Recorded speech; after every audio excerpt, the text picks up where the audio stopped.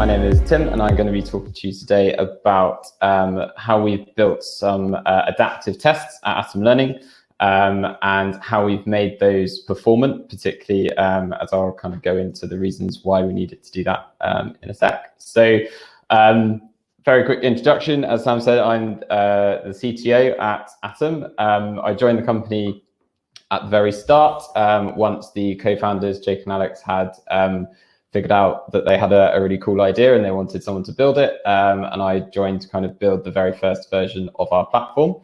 My background is in computer science and security. So I previously worked in kind of cybersecurity domain and moved across to build the Atom platform to kind of put all of that stuff that I've learned throughout university and my previous career into practice. I think this is probably true of most startup CTOs, but I still continue to wear many different hats, and I essentially give hats to people as we hire more people. So at the very beginning, I was the only technical person, and we've now grown to have a large team of engineers. I still am quite hands-on on the DevOps side, but more or less not as much hands-on on the engineering side anymore. But still kind of fairly involved, and obviously as we grow that will change as most startups happen. So just to take you through what I'm going to talk you through, I'll give you a quick background to Atom Learning, what we do, why we're solving interesting problems. And then going to talk you through adaptive tests, so what adaptive tests are, how do they work, and how do ours work. And then why do we care about the performance of these tests, and a couple of solutions that we've had to come up with in order to solve some of the sort of problems that were at the very beginning of our journey on this to build this platform. And then, as everyone said, there's a dedicated time for Q&A at the end. Feel free to ask questions in the chat as we're going along. So very quick introduction to Atom Learning. We're an edtech startup founded in 2018. And we're a learning platform for Key Stage 2 in the UK. So that's the sort of second half of primary school, ages 7 to 11. The whole platform is underpinned by a machine learning algorithm, which is adaptive. So what that means is it kind of, each student is sent on their own personalized journey based on how they're doing on the platform. And today I'm going to talk a little bit about our machine learning algorithm and how that works in an adaptive test. A bit of introductions in terms of people. We have 22 engineers overall at the moment, and we work in cross-functional pods. So those are kind of similar to Spotify squads, where they'll focus on a particular business area. We have around 90 people overall in the company now. We've grown a lot in the last year. I think we went into lockdown with around 20 people. So we've seen a huge amount of growth over this year. And we now have an office in London, but we also have around a third of the company who are fully remote. And yeah, as has been mentioned, we are hiring, and we're hiring across London and fully remote roles into the engineering team. And here are some pre-lockdown and actually one post-lockdown photos of the team there. It's a lot bigger than that now. Very briefly, our tech stack. We have a React front end, which is bundled up and sent to the browser and executed in the browser. And then we have a series of Nest.js backend microservices, which all run on Kubernetes clusters. And then we have a number of different storage techniques. The main one we use is MySQL, but we also have some Mongo databases, some Redis database for sort of high performance stuff, and Elastic we use for all of our logging. So that gives you a very brief overview of who we are and what we do and what kind of tooling we use. So to dive into kind of what are adaptive tests, essentially traditional tests like a paper test that you might sit at school are pretty inefficient. And the reason for that is they require a large range of questions to cover the full range of difficulties. So if you've got a cohort of students, you have to ask in a paper test, you have to ask every student the same questions. So therefore you have to have some very, very easy questions for the lower performers and some very, very hard questions for the higher performers. So the idea of an adaptive test is not every student sits the same question. And in fact, it changes depending on how well you're doing in the test. So at a very high level, you can say an adaptive test, if you're doing well, it will get harder. And if you're not doing so well, it will get easier. The reason why this is good and this is beneficial is that overall you require fewer questions to actually assess that student's ability, because you don't need to bother asking the really, really easy questions to the high performers, and you don't need to bother asking the really, really hard questions to the lower performers, because you can say with pretty much certainty that they won't be able to how they're going to answer those questions. So that's the point of adaptivity, and it kind of makes it much more efficient to assess ability. And it also means that we actually can provide a much more accurate score of a student's ability, because if a student gets 90% on a test, they might be a really good student, or it might be that your test just didn't cover a wide enough range of difficulties. So the advantage of doing an adaptive test is, you can kind of get as hard as you possibly can, and really precisely mark these students on their ability. So how does this actually work? This is essentially a logistic regression, if anyone's familiar with those, and it's using a binary classification. So what we're trying to do is we've got kind of our X and our Y values, and we're trying to, our X may be our input, and our Y is essentially true or false in our binary classification. So what we're actually doing in Atom is an inverse of this. So we know the true or the false, and we want to extract two variables, our Y variables, out of that. And the two variables that we're trying to extract are our student ability and our question difficulty. So basically, we know whether students got a question right or wrong, and we're going to extract from that, therefore, how hard was that question based on all of the different students that have sat this question, and how good is that student based on all of the questions that they've sat.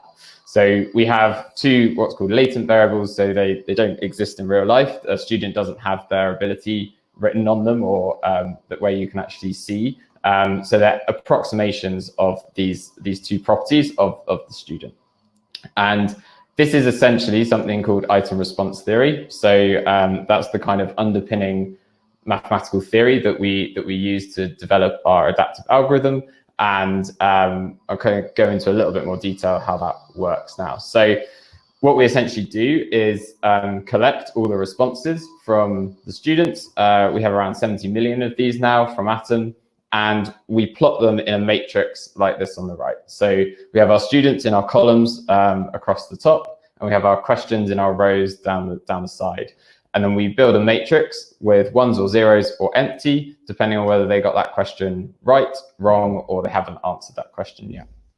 So this is essentially what we do, and we model that. And then what we aim to find is a line of best fit through all of that data to give a good approximation for our student ability and our question difficulty out of that.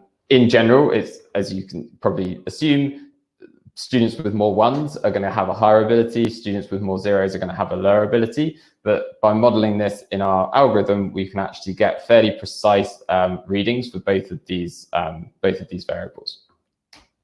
And then what we do in the adaptive test setting is, once we have all of these question difficulties, what we can then do is, based on the responses that the student has given in their test so far, we can then approximate their ability in this test. And what we're trying to do is we're trying to find the ideal next difficulty for this student. So once we have the question difficulties and the student ability, we can then give a probability of them getting a question correct. So what that actually means is, in a testing environment, we can say with reasonable confidence, we think this student has a 50% chance of getting this question correct. And what we're trying to do in a test environment is aim for that 50% mark. The reason for that is that's the most efficient way. It's kind of like a binary search. If you're going down a binary tree, you give them with a chance of getting 50% correct or incorrect, and then when you get the result for that, you can then adjust their ability accordingly and pick the next question, moving kind of down the binary tree.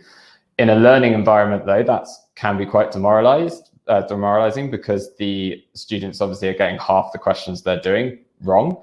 And so when we're in a learning environment on the rest of our platform and not in a test, we aim for 80%. So 80% is roughly around the right point between not getting everything right and therefore getting demotivated because it's too easy, but also not getting too much wrong that you get demotivated because you feel like you're not progressing. So these are the two sort of target probabilities that we aim for in our learning and our testing environment.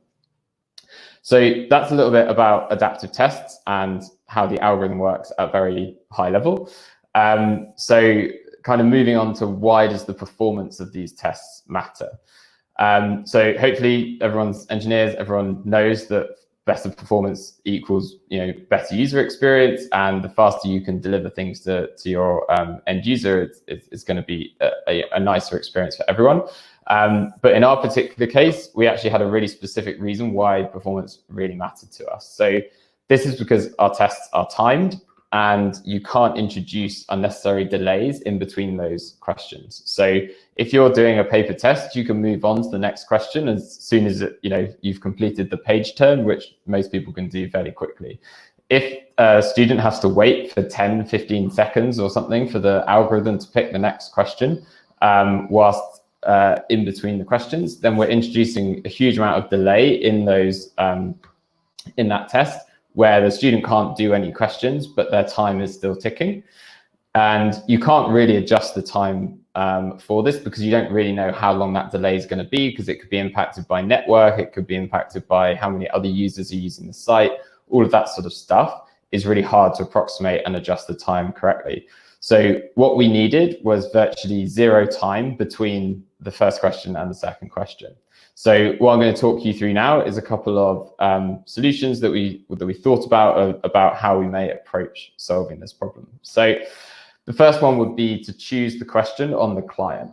So this is where we send all of the possible questions that the student could sit now to the client, as in to the React app, and the client-side code then chooses the selection of the next question. So the advantage of this is it achieves the requirements. We'd be able to swap out the next question pretty quickly because there's no network delay between the choosing the question and the showing. It's relatively simple to implement because there's no, it's essentially just pick from an array. But the disadvantage of this, the main one, is we'd have to have a very large question bank on the client. And this was kind of unacceptable because we have thousands and thousands of questions now. In order to actually send all of that to the client for them to pick from a really good range of questions, we'd really struggle to actually implement that in a performant way. Secondly, the algorithm that does the picking would need to run on the client as well. So we'd be limited by the hardware that the device that the person was using, and that may end up being a slower picking than if we had it in the cloud, where we can throw as many resources at that algorithm as we need be.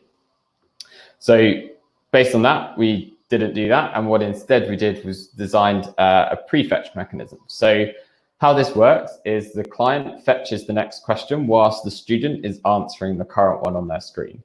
So it's loading it in the background and stores it in React state. And then once the student is ready, it swaps it over instantly and they can answer that next question, and the answer to the one that they've just answered goes off to the back end. So advantage of this is it's also performance, so it achieves the requirements. It means that our algorithm can run in the cloud, so we can throw as many resources as we like. And also the size of the question bank it's not totally irrelevant, but it's pretty much irrelevant in terms of the speed at which we're able to pick stuff from the database. Disadvantages of this, it does mean the main one is that we can only select the next question on n-1 questions. So that's to say, if I'm picking question 5 in a test, I only have response